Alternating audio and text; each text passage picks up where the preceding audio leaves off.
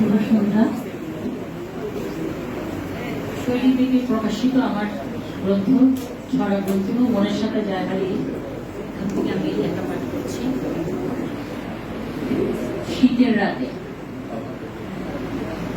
অন্ধকারে পথের ধারে যারা জড়সড়, কনকনে ওই শীতের রাতে কাপের থরথর।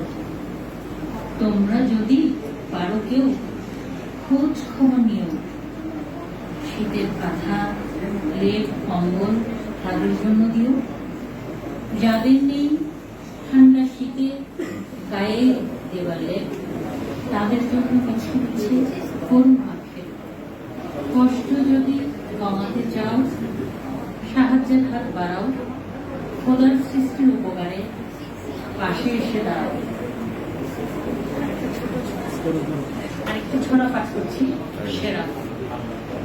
তোমার আছে গোলাপ বেলি, গন্ধরাজের শাড়ি, নানান বই চারিদিকে সাজানো তোমার বাড়ি। তুমি গাছে পানি দাও, সবুজের কাছে যাও। বই পড়ে পড়ে তুমি অনেক মজা নাও।